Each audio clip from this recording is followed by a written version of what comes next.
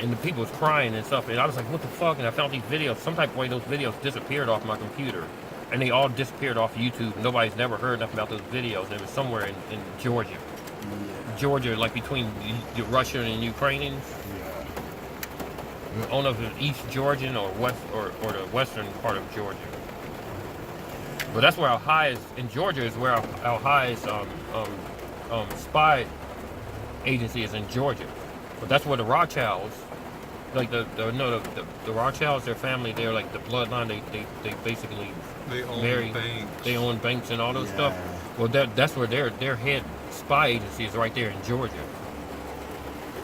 And then the other thing is, recently, like this is like fast forward 4 years later, like Poland just gave like the United States like $2 billion contract to have build another base in Poland. So It's getting hot.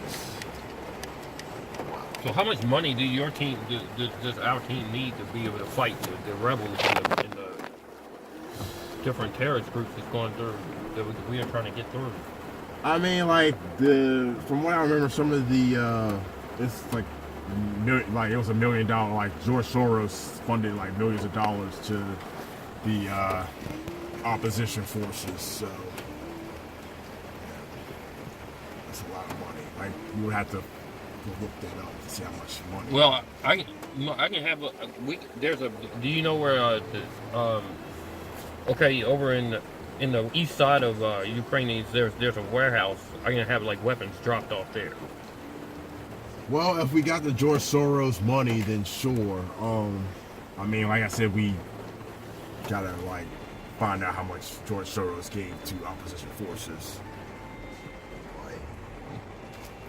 Well, I can get the intel. It's probably take me 3 weeks to get that intel. But once I get that intel, like for now, like we can get those weapons. They're getting dropped off. I'm having an aerial drop off. It's all black market. Excellent.